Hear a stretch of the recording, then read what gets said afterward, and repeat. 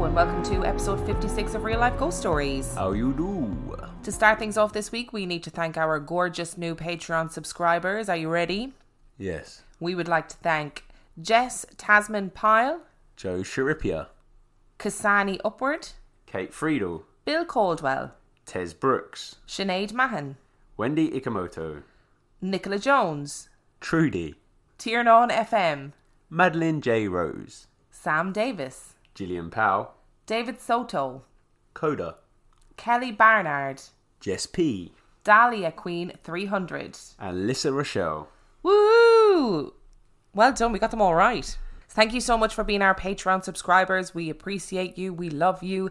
We hope that Patreon is everything you dreamed it would be and more. Are you ready for our film review this week? Yes. Our film review this week is Look Away.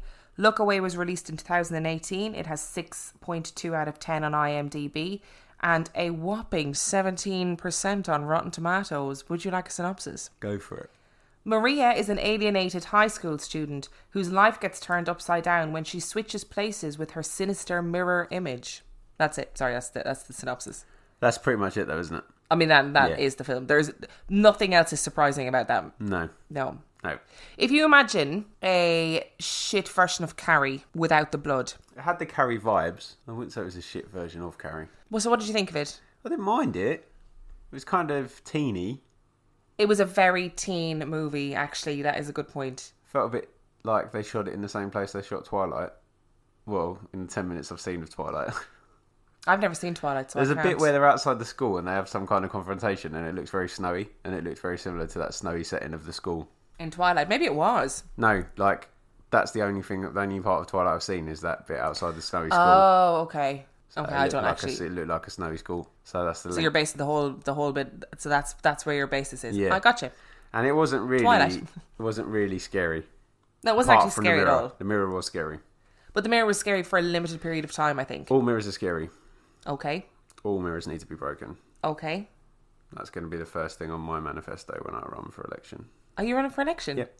December the 12th. Vote for me. Whoop. Oh, we've got an election coming up in the UK. We're not going to talk about it because we don't do politics on this podcast.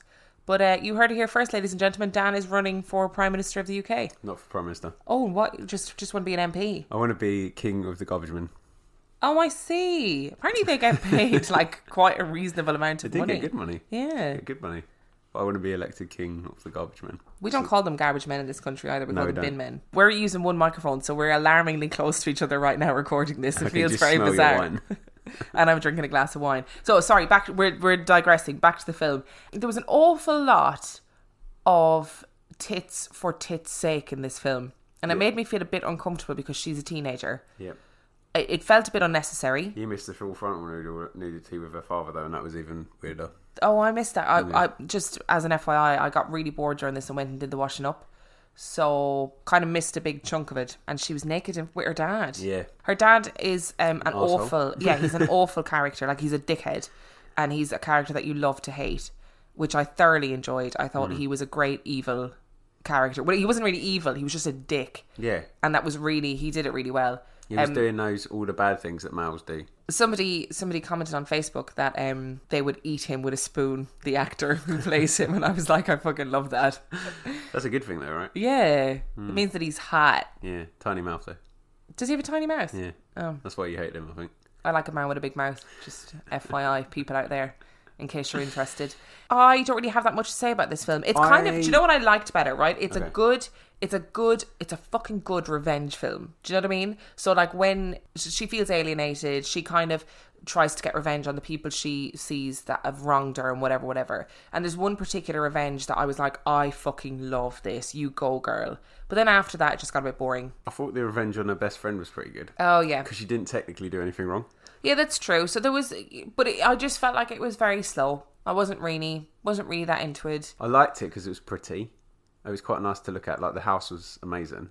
And they did some really interesting shots with this, with the staircase, which was cool. And it was all snowy, which I hate snow, but I don't mind watching on TV. Yeah. And I thought that the subtle differences between the two girls were actually quite well done, but you didn't see it. So I don't know. I just didn't really see that much of a difference between them. And I don't know if it was just me not paying attention. Yeah, I think it was that. Potentially, I just wasn't paying attention because I got bored. I am going to give this film, shock horror, a 3 out of 5. Why? Why? You didn't even like it. You didn't watch half of it, and you just said how rubbish it was. I'm going to give this film a 2 out of 5. I retract my statement. I'm going to give this film a 2 out of 5. I'm also going to give it a 2 out of 5. Where are you? Somebody on Facebook said that I'd give it a 2 and you'd give it a 4. No. Look at us, breaking the mould. I feel like it was all right, and it kept me occupied, but I wouldn't go back and watch it again. I wouldn't even recommend anybody watch it, to be honest. No, and I think there'd probably be some questions asked of me if I went back and watched it again, to be honest. Yeah, probably. Yeah. It was a little bit. I felt it was just a bit trying to be edgy. I think if I'd stopped after the first sort of 20 minutes, I would have been even more wound up about Mirrors than I currently am. But it did a really good job of not making me worse about Mirrors, because it kind of just felt like a cage in the end. That's a very good point. Would you like some stories? No. Well, you're going to get some. See you next week. We've got some stories, 2 of which are animal related, which I love. Love. And the last person sent us in a couple of stories. So are you ready for story number 1? Never. Story number 1 comes from Chapstick. I'm 16 years old. Oh, by the way, love the fact that a 16-year-old is listening to this podcast. You stay in school, kiddo. That's all I have to say. Education is key. I'm 16 years old and I've lived in the same house my entire life. I've had a few experiences here that are creepy and a couple that are just downright bizarre. I'll start with the ones that are most paranormal in nature, and if you want you could read the ones at the bottom that are really strange. This story happened while I was lying in my bed in my room. I was going on my phone when I felt fingers being dragged across my shoulder. I was alone in my room, so I was instantly freaked out. I started searching for anything that could have caused it, but found nothing. I have 2 dogs and I keep my bedroom door open for them if they want to come in. One day one of the dogs came in, started staring at a certain spot near my bed, and ran out of the room with his tail between his legs. He's been in my room a lot, and I hadn't moved anything around recently, so I have no idea what could have startled him. Another time my other dog started going insane outside of my room. She was barking a ton, which is unusual for her because she doesn't bark very often. It seemed like she was angry at something, because her barks were much deeper than normal. I opened my door to see what was happening, and she was just staring at the wall. Her eyes were fixated on a certain spot the entire time, and it seemed like she was trying to get something to leave. There was a door to her right that goes outside, but she wasn't looking out of it and never even glanced at it. She was just so focused on that one part of the wall. When I was 12 or 13, I was laying in my bed late at night playing games on my phone. Then I heard 3 knocks on my window. They were perfectly spaced out and very loud. I remember feeling shocked and then suddenly feeling freezing. After a few moments, I got out of bed and went to tell my dad what happened. He went outside and found nothing. My blinds were down when it happened, so I didn't see what had made the knocking sound. Honestly, I'm pretty glad I wasn't actually able to see anything. These stories aren't really paranormal, but they're just bizarre and I don't understand them. I'm including them here because of how creepy and mildly disturbing they are. When I was a kid, I had severe issues with sleepwalking. When I sleptwalked, it was almost impossible to tell that I was asleep. I could carry on normal conversations and my eyes were always open. At first, I would just walk around my bedroom to my parents' bedroom. Then I started talking to people and wandering around the house more. But that isn't the weird stuff. The weird stuff was when I started slamming doors and violently throwing things that got in my way. I couldn't sleep with anything of value near me because I would throw it in my sleep. After that is when things became creepy and maybe even horrifying. One night I had a friend over, and when I woke up, she told me about what happened in the night. She had woken up to me sitting in my bed staring at her and never blinking, with a blank, empty expression on my face. Then I just fell down and closed my eyes. This happened almost every time I had friends over. One time a friend woke up with no hair on one arm because I shaved it in my sleep. What?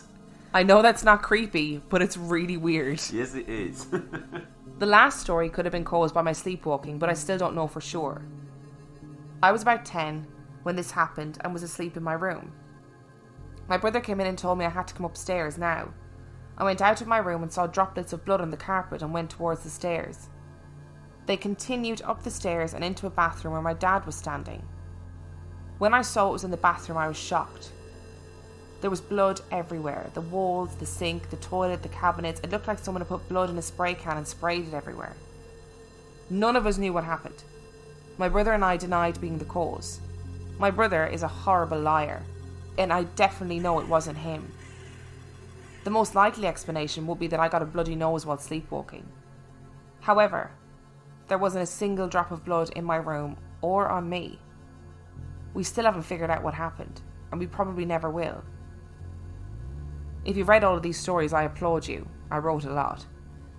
There are still more stories that I have, but I've left them out because I think they're too easily explainable. Hopefully you enjoyed reading about my strange experiences. Well, let me tell you, Chapstick, I would not be living in a house with you, sweet pea. Absolutely not. Shaving someone's arms in their sleep is amazing. That's fucking hilarious. Oh, that is so... But sleepwalking is really scary. Yeah, it's really scary. Like, massively scary. Because it's just oddness, isn't it? It's really, really strange. I remember watching a documentary once about sleepwalking. But people who like that were chronic sleepwalkers, not just like getting up and wandering to the kitchen and coming back again. Like people who would do like violent things in their sleep. Or there was one woman who had set up a video camera in her room to keep a track of when she was sleepwalking. And in her sleep, she had got up, gotten a chair from the kitchen, stood on the chair, unscrewed the curtain pole, took the curtain pole down, disassembled it, reassembled it, and put it back up again, all in her sleep. Wow. Isn't that mental? Wow. Isn't that so mad? Yeah, it's crazy. So sleepwalking to me is just fascinating. It's just completely fascinating. And on that same documentary, there was a little girl who the parents were like, she's getting no sleep. She's exhausted all the time, but she's going to sleep at night. Like, we don't know what to do. And they took her to like this sleep clinic and they recorded her. And she was reliving her day in her entirety in her sleep. Oh, poor girl. Like they had to obviously try and figure out how to manage it. But her imagination was completely awake at nighttime and was reliving everything. So she'd be up playing with toys and everything, but they'd hooked her up to these machines and they were like, no, she is asleep. She's just reenacting the day. Wow. Which is mad. That's crazy. Isn't it? But the dog thing. Oh yeah, that is weird. Yeah, because I was watching a video last night on Nexpo YouTube channel about this person that had filmed their dog reacting strangely, and it's really weird when animals react to something that we can't see. Like when Bim chases stuff across the ceiling, I'm pretty sure she's just an idiot going mad. Yeah. She doesn't do that staring thing. Really. No, she doesn't. She really doesn't. She's just a bit of a skitty one. But I've seen like when dogs go ape for no reason, it's really scary. Yeah, my mum's dog, Dude, shout out to Dude if you're listening, he doesn't really bark. He's a big dog, but he doesn't really bark. But then when he does that big, deep, big boy bark, oh my God, it is terrifying. And sometimes he does that at nighttime and he's like looking out into the garden doing his big bark. And it's obviously like a cat or a fox or something. Or an alien. Or a fucking alien. And that's what I think when I'm on my own with him. I'm like, oh my God, this is an alien. Do I let him outside to attack it?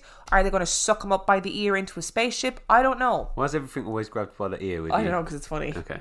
In my head, I can imagine my dog being like, or Bim being lifted up by the ear. And they look really funny in my head. So that's why I always say that. The blood is mental. I mean, it could be a nosebleed because I've had some pretty horrendous nosebleeds at night. Never had a nosebleed. When I fell face first out of a bunk bed, just a lot of blood after that. I don't know if that's really a nosebleed or just being an idiot. Do you know what I mean? Or being an idiot that resulted in a nosebleed. But there was a lot of blood after that. And I remember we had the blood stain in our carpet for quite a while in the kids' room because we just couldn't get it out. Fair enough. And it just looked a bit sinister. How did you fall face first out of a bunk bed? I think I was talking to like Joe, who was on the bottom bunk, and I was just hanging down and then just... Gravity took over. Yeah. But I used to do it all the time. Like when he was really little, I used to do puppet shows from the top bunk down to the bottom bunk. So I used to be hanging... God, that's so adorable. So I used to be like hanging down all the time, but I just, I think one time it just got the better of me. That is adorable. That is so wholesome. I also shat myself coming down the stairs, coming down the ladder once as well when I had really bad diarrhea, but that was another story.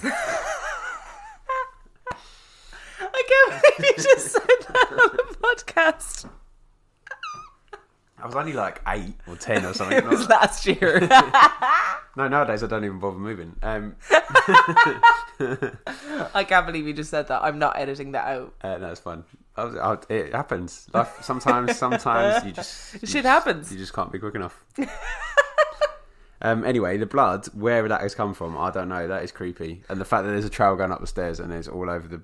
I thought it was going to say, like, the brother was going to get the boy, the chapstick, to come and have a look upstairs, and like because the dad was in the bathroom because of something, he'd used the razor again, but this time it got a bit deep. See, this is what I thought that was going to go really. When I first read that, I was like, oh my god, this is going to go really dark really quickly. What they've been doing with that razor, and I don't know if I can read that out. But no, like, I think in some ways unexplained blood is worse. Yeah, because you're always going to be like, where in the world, especially going into the bathroom, because if like your dog was bleeding or whatever, if they'd hurt their paw or whatever it was, it would be their first instinct is not to go to the bathroom. Yeah, you know, but our first instinct as humans is, and if it was like a spontaneous nosebleed, then how would she not have any blood? I'm assuming this is a girl, by the way. I don't know why I'm assuming it's a girl, but how would she not have any blood on her or in her bedroom? Yep, that's mad. Maybe she's the protector of the house and she has destroyed a alien with a machete, like that guy on, is it Skinwalker Ranch or one of them? With a razor. With a razor, because that's her weapon of choice, or their Clearly, weapon of choice. That is her weapon of choice. Have you ever seen anybody have one of those spontaneous mad nosebleeds where it just like erupts? Yeah. Like they're really... My sister. Oh, does she have one? Yeah, all the time when she was a kid. Oh, no way. She used to bleed through her eyeballs. Do you remember? Oh, yeah. You need to explain that one, because you just said she used to bleed through her eyeballs and people are going to be like, sorry, what? So she had, there's a little connection, obviously, between your nose and your eye tear ducts. And when my sister was a kid, when she used to have a nosebleed, she used to cry blood, which was, I think, the most awesome thing ever. But it used to mean that she got loads of time out of school because the teachers were like, what the hell is going on with this kid? Oh, I'd freak out. Imagine looking at a kid in your class and suddenly they're crying blood. I'd be like drop kicking them out the window. She don't do it anymore, though. It's interesting, isn't it? How you can just grow out of crying blood.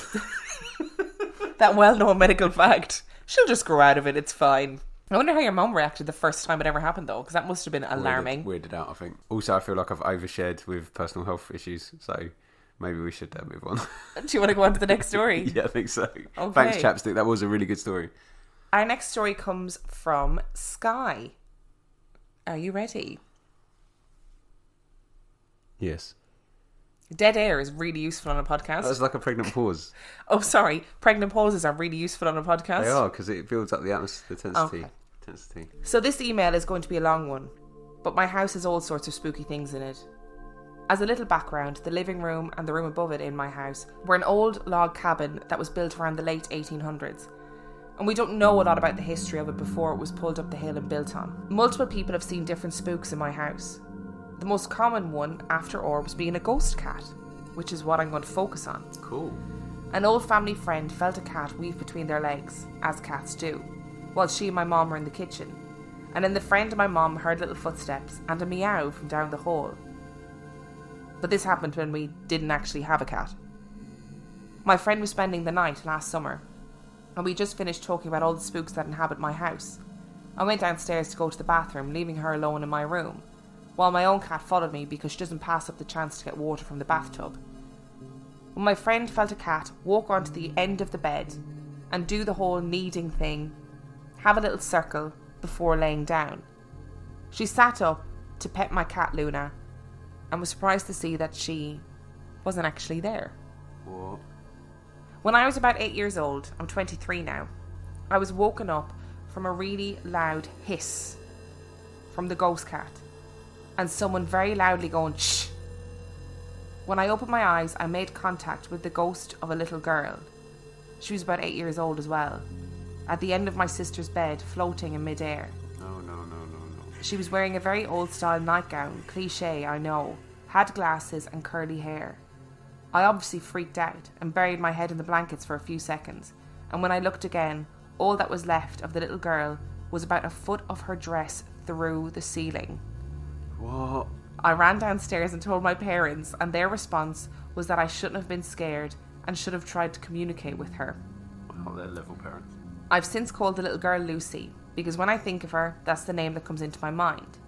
She was also very active while my little sister was about 8 to 10 years old, and would constantly play with her toys after bedtime, loud enough that my mom would go up to scold my sister for not being in bed, and she always found her sound asleep. This next one happened at the very beginning of April 2019, right before I turned 23. I was at college and living in a dorm room on campus. I was pulled out of a half-sleep state by 2 incredibly loud hisses and what felt like my cat running down my bed from her usual spot on the pillow next to me towards the door. I was super concerned because I thought it was Luna, my cat, who was an ESA for me at school, because she literally never hisses without being provoked by an unknown animal in her face. I sat up and was trying to ask her what it was and couldn't see her. I got up and moved towards the door, where the running had been heading, and couldn't find her anywhere. Side note, I'd probably die in a horror movie. So I called her name and I heard Luna's casual meow from the window, the opposite side of the room, where she had been asleep on the heater. This all happened within 30 seconds, so there's no way she could get from my bed or near the door to the window without me noticing. Plus, like I said, she does not hiss unless she has an unknown animal in her face or some other extreme provocation, which would have definitely woken me up. Due to that, I'm pretty sure it was the ghost cat. I don't tell this story as often because I know that there would be people telling me that it was just Luna, but it is 100% not in her character to hiss, and the timing of it all just doesn't make sense. Shortly after my second experience of what I strongly believe was the ghost cat, I had a really weird experience in that half-asleep state where I believed that Luna was sleeping on my arm, which happens every so often, and I gave her some pets. I came to very quickly after this because my arm was going numb, so I thought Luna was on it. She wasn't. She was at the foot of my bed. It might have been a weird time lag, or just a weird experience, but a little part of me wonders if the ghost cat visited me that night for some pets. My mom told me the ghost cat stuff has never occurred while I wasn't around. So after the most recent experience, I have determined I'm probably just haunted by a ghost cat.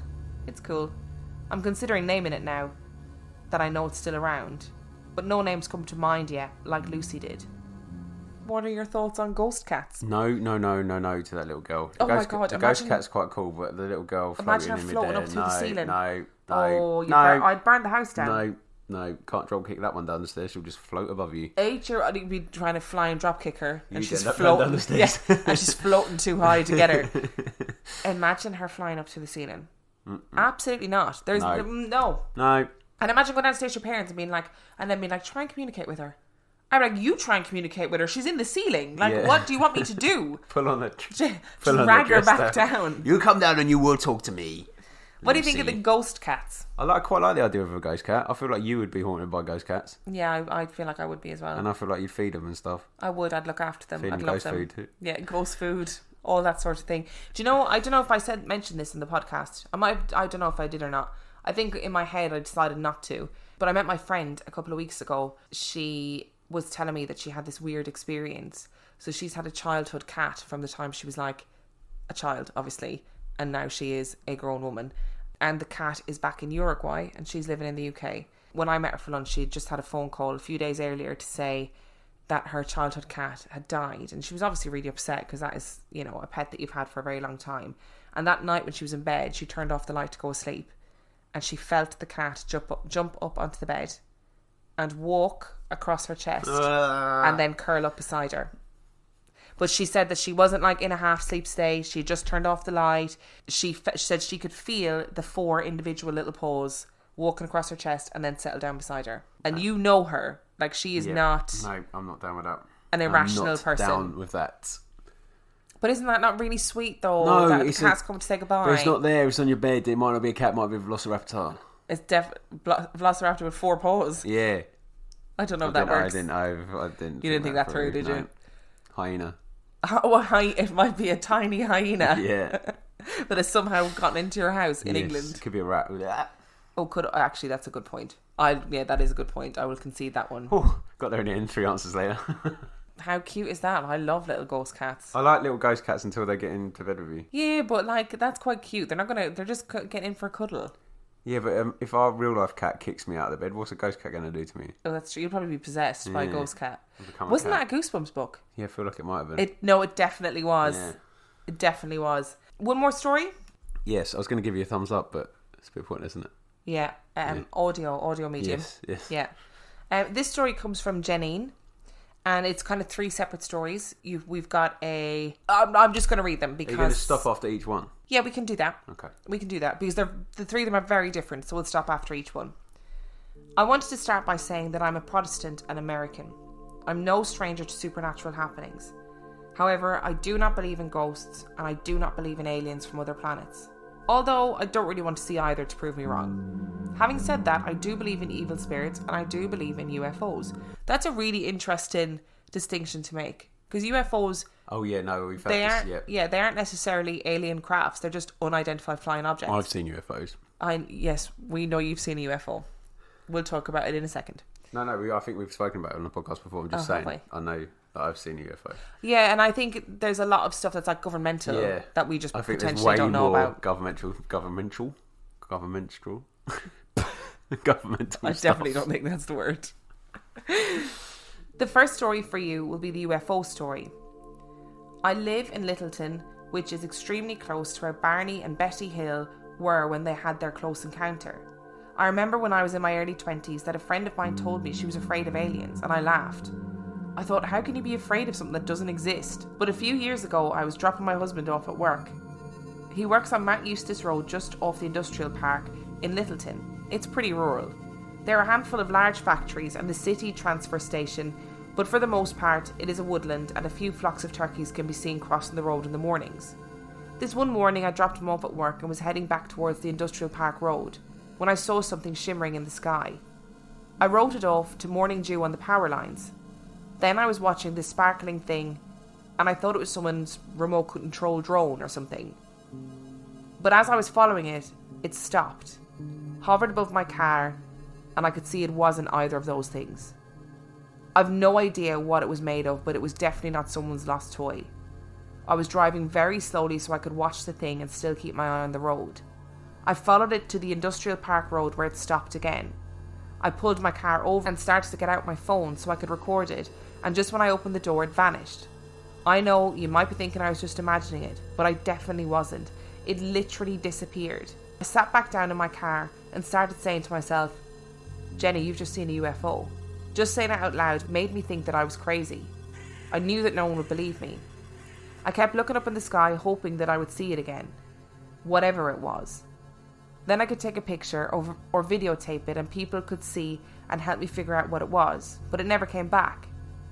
I did end up telling one of my co-workers, and he said he didn't want to admit it to people, but he saw something he couldn't explain flying in the same area one day, and it too just simply vanished. Ball lightning? No. Oh. This is the main reason I want a dash cam.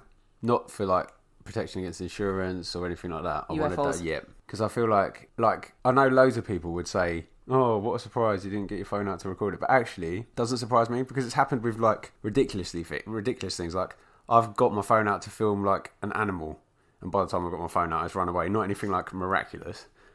Do you know what I mean? And it's just that hassle of getting your phone out. It also often isn't your first instinct. No. I know we are a generation that have grown up with like technology and whatever, but when something happens, my first instinct isn't to take my phone out. No, but I wonder if the younger generation it is. Maybe it is. Yeah, so maybe we're going to get loads more UFO footage in the future. Oh, maybe. I'd rather we didn't. No, I personally would rather we didn't. And this is what I was thinking when you're reading that story, is that I know like aliens are your thing that you're scared of, and I always kind of semi get excited about it, but I think I'd actually be quite freaked out if I was in that person's situation. Would you? Yeah, because it's like there, isn't it? And you're like, but although I'd also probably get out of the car and probably be taken. I probably would drive in the other direction. The idea that this woman followed this bloody UFO to see what it was blows my mind. But I've driven. I would be like, absolutely. Thank you for visiting Earth. I'll be leaving now. But I've driven round back streets before looking for the source of a fire. Why would you do that? Just interested to see where it's coming from because it was in a residential area and I was like, oh my god, what is this? So I like followed the smoke to try and find it where it was, and it's you are that guy. You are. In the garden. That is so uninteresting. That is such an uninteresting end to that story. It was a bonfire. It was bonfire night. I should have realised. It wasn't bonfire night. It wasn't. It was in the summer. Do you want another story? Yeah, go for it. My second story is more just a creepy story. No ghosts, don't worry. My dad was a bus driver for my entire childhood. He drove for a very well-known commercial bus line, and my mom and I were able to travel anywhere the buses went for free. So on weekends and holidays, I got to ride all over the US with my dad. This is back in the late 70s, early 80s, when it was totally legit to be able to sit on a little aisle step that goes down to driver's level, but I digress. My dad has the coolest stories ever. I mean, seriously, I need to write a book about them. But for this particular story, we start in Medford, Oregon. We lived in Portland at the time, but I had gone on a bus ride with my dad down to Northern California. On our way back, my dad had a layover in Medford, and then late the next night he picked up driving a bus from Medford and headed up to Portland. My dad would let me drink coffee to try and keep me awake while he was driving the bus late at night. We would play silly games like finding weird license plates or finding the alphabet on the highway signs, or my favourite was spotting cops in the interstate turnabouts. We get on the bus in Medford and my dad starts counting all the passengers. The number is correct. He then lets on the new passengers and punches their tickets and they find a seat. He punches them in the face and they sit down. He keeps letting people on until the bus is at capacity and then we head off to Portland. The drive there seemed like it took forever. I want to say like over 12 hours probably. There were multiple stops along the way and we let people off and got new people on. My dad always counted the correct number of passengers each step of the way before letting new riders on and filling every seat again. Most people on the bus slept through the night, with only a few awake with their little lights on reading or something. We got to Portland the next day, and it's just afternoon. My dad and I get off and he hands the roster over to the next driver who is taking over.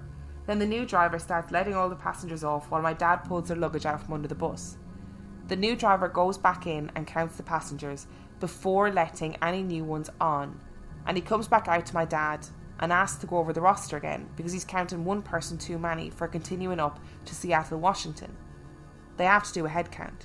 Then, when they still can't figure out who the extra person is, they have to go and ask every passenger for their ticket stub. They get to this lady sitting in the middle of the bus and she's still asleep. And that's when my dad smells urine. And looks, there is a puddle under the seat that has run towards the back of the bus. They quickly ask everyone off the bus in order to preserve the dignity of the corpse that they now had to remove from the bus. She had ridden all the way from Medford, Oregon to Portland. No one knows how long she had been dead, and no one knows why the people that sat next to her the whole way never told my dad about the urine even when they were getting off. But there you go. So not remotely a ghost story. No. But isn't that mad? Yeah, but maybe it was the same thing. Like maybe they were just like, oh, don't want to embarrass this lady. Yeah, but you could say when you're getting off the bus, you could be like, hey, just to the bus driver, not stand up and announce it to everybody. Yeah. But isn't that weird? I sometimes wonder about like the amount of times that maybe that actually happens and people don't realise they're like on a train next to a corpse or whatever it is. Yeah. But I think you'd notice if somebody, I think you'd notice a dead body. Yeah, I think you would as well. I know it's only like a couple of hours. You're not going to be like decomposing yet. Well, it wasn't a couple of hours, was it? It's like a 10-hour trip. Oh yeah, it's a long old trip, isn't it? Yeah, it's not. This is. Oh, she would have started to decompose. Oh, I know that sounds like a very callous thing to say, but it is genuine. Made me think of a story that I heard. You should definitely write a book about your dad's stories. My dad was a paramedic for a very long time, just for context. And he was a fireman before that. And he has amazing stories about his time. I was actually talking about the listener's dad, but I'm sure your dad's pretty good as well. Oh, yeah. I mean, your dad's stories would make a good book, but I just was making it all about me. Yep. But yeah, I love people like bus drivers and stuff do probably have amazing stories. But it reminded me of a story that a couple of years ago I was at a party, like a good few years ago, and there were a couple of girls at this party who had moved, like me, from the UK, or to the UK from Ireland, and they had moved into a house share, as you do. And in a house share, you don't really, often you don't really make friends with the people, you just kind of pass them, when you come in from work or whatever. And they were living with this guy. They realised they hadn't seen him for a while. They were like, oh, weird, we haven't seen him for a while. I wonder, is he gone home, or is he, just not here at the moment? And then the house started to smell, and he had died in his bed, and none of them had realised. That's really sad. Well, none of them had realised because they were all living completely separate lives. Yeah. It's still sad though. Oh, it's really sad, but isn't that mad? Yeah, sad and mad. Sad and mad. Yeah. I probably sound like I'm being really callous the way I'm speaking about death, but I'm sorry. I don't mean to be. She is. I'm actually secretly a serial killer. I got diagnosed as being callous once. How can we diagnose it? Why are we talking about medical issues? Alright, this is the last one. I went to have a test to see whether I was depressed, and I wasn't. And the doctor just said, no, you're just callous. And I was like, alright, cheers. Medical diagnosis. What? It's true. True story. The doctor said you're just callous. Yeah.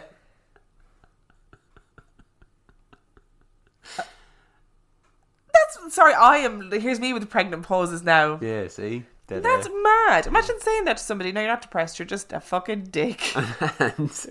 and the same doctor diagnosed me as being allergic to myself. Oh, that guy. Yep. Okay. Yeah, well, listen, he did say you were allergic to yourself, so...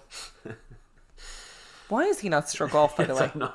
If you want to hear more about doctors, listen to our Patreon episode this week. What a weird connection. And our last one. Okay. My third and final story is up to each person's interpretation. My husband and I will tell you that it was an angel. If you don't believe in angels, then maybe you might say it was a ghost. And if you don't believe in either, then I'm not sure you're listening to the right podcast. Good point. But this one night, my husband and I had just seen a folk music concert in a little village called Hyde Park in Vermont. It was around 9 p.m. at night and the concert was letting out. A young man walked up the stairs of the building where everyone was coming out and was asking how to get to this place in Vermont that was over an hour away. I told him it was very far away and there was no way he'd be able to walk there. There were no main roads that led to the town that he was travelling to. Another guy told him a shorter way, but it would be very dangerous due to wild animals, etc. The guy said he would take his chances with the shortcut. As we drove away, I didn't say anything to my husband, but I really felt like we were meant to give this guy a ride. We were headed the opposite way from where he was headed, and as we were pulling out of town, my husband says, I really think we should turn around and give that guy a ride. So I did just that. I turned around and we headed back the way we had come from the concert. I saw a faint blue light glowing on the side of the road and it caught my eye. As the light moved, I realised it was actually the guy. But why was he headed the opposite way that we had told him to? We turned around to be on the same side of the road he was on. We rolled down the window.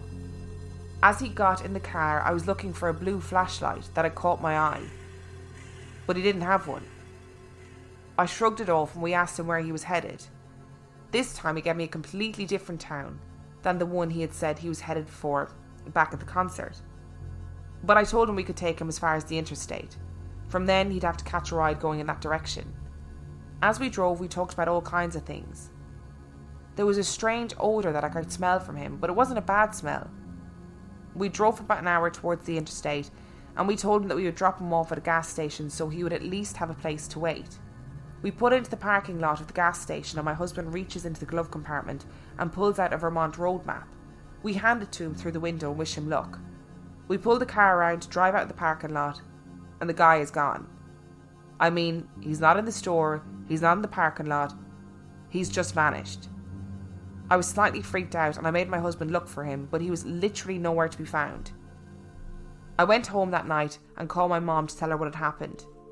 I think I just needed someone else to believe me, rather than just my husband, but I really saw what I saw. Do you believe in angels?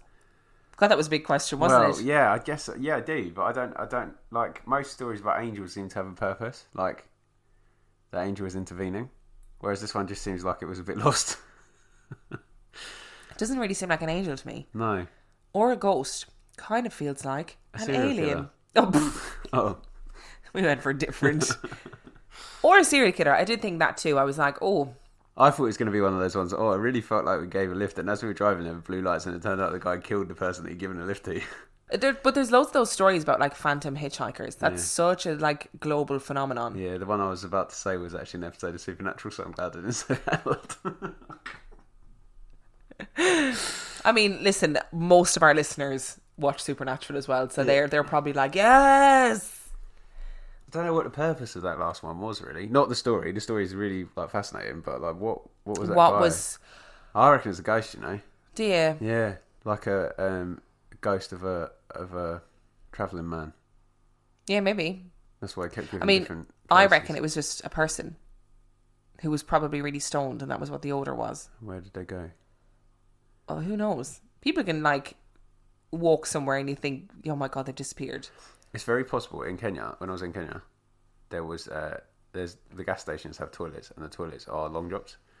So don't say he fell down into the long drop. Nobody fell into it, but it would be very possible for someone to just disappear in a gas station. To go into a long drop toilet. And never come out. This wasn't in Kenya. Oh no, I'm just saying. We found where your man is. He's still there to this day. Would you like some new reviews? Yeah. I am slightly concerned that these reviews are reviews that we've read before, because I couldn't find my notes from last week's episode, and then I couldn't figure out but listen, I'm just going to read them, because our first one comes from Hobnoblin. Yeah, we've done Hobnoblin. Have we done his review though? Yeah, because last time you had said this one comes from Hobnoblin, and I was like, oh, it's the guy that wrote the music for Bims. Oh God, really? Yeah, we've done all these reviews. Oh shit! Did we do Withy Labs? What was that start? How'd that start? Okay, we definitely didn't, because I would have said something about it. So this review is entitled "Nothing Short of Delightful." This show is the perfect listen for both spooks and fun. Emma finds the best and creepiest stories from all around the world and tells them with just the right style. And Dan's instantaneous terror is a constant source of fun for everyone, except presumably Dan himself. Yeah, it's not fun for me. Be sure to subscribe to this show if you're looking for an enjoyable weekly foray into the creepy and strange with two terrific hosts who share simply perfect chemistry. And that comes from the gorgeous people at Super Duperstitious Podcast. Ah. So, hello guys. Shout you out. Love Thanks. you both very much. I'm now worrying that we didn't read Hobnoblin's out, and I've just imagined it. So, Hobnoblin, I'm going to read it it anyway. Literally changed my life. After binging all the episodes so far in 3 work days, I'm more open-minded like Dan and ready to dropkick anything in the drop of a dime like Emma. In the words of the internet, thanks, I hate it. We definitely didn't read that. Thanks, Hobnoblin. We love you. And finally, from Brian the Frog, spine-tinglingly amusing, a fantastic podcast for those who love listening to the paranormal activities in the world, including aliens and black-eyed children, plus plenty of banter to enjoy, unless you're part of the crackium. We love that. So, if you enjoyed this week's episode, I mean, I feel like I've learned loads about you this week. Yeah, way too much health stuff. I apologise for that. I don't apologise. This is your truth, babe. You can say whatever you like. Opening up to the world. That's it.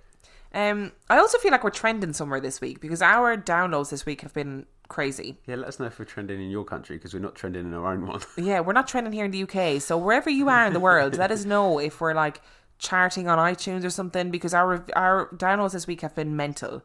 So thanks very much. Either that or you're all downloading loads of episodes, which is great. Thanks. Yeah, either way, it's great. If you enjoyed this week's episode, then you can, I don't remember what I was going to say. Follow us on Instagram. I'm on Instagram at Real Life Ghost Stories, and I am on Instagram at 50p Movie Club. You can follow us on Twitter at Real Ghost Pod. You can come and like our Facebook page, which is Real Life Ghost Stories, and join our super secret Facebook group, which is RLGS Supergroup. And the answer to the question is Emma and Dan and Tiny Bims. If you feel like it. And you can send your story in to reallifeghoststoriespodcast@gmail.com. And finally, did you just lick me? No, I just touched you with my nose. It's really weird sitting this close. Yeah, we are too close together. I thought he just licked my arm. Why are you so weird? What was I saying? If you want to send us in a story, you can send it to reallifeghoststoriespodcast@gmail.com. We have a bit of a backlog, so it will be a while before your story gets read, but I promise you we will read it at some point. And finally, if you want to donate a little bit of cash money to our podcast, you can do so by logging on to patreon.com/reallifeghoststories. If you donate $5 a month, you get an extra spooky episode a week. And if you donate $2 a month, you get the complete back catalogue of 50p Movie Club and the new series with the new gorgeous host, Dave Keane. So, on that note, I love how we double naming him. We never gave Will's full name, did we? No, Dave Keane is always Dave Keane. Yeah. Anytime I talk about him, he's Dave Keane, which is obviously every day, Dave, if you're listening. That's true, actually. I can vouch for that. And on that note, we shall see you next week. Bye.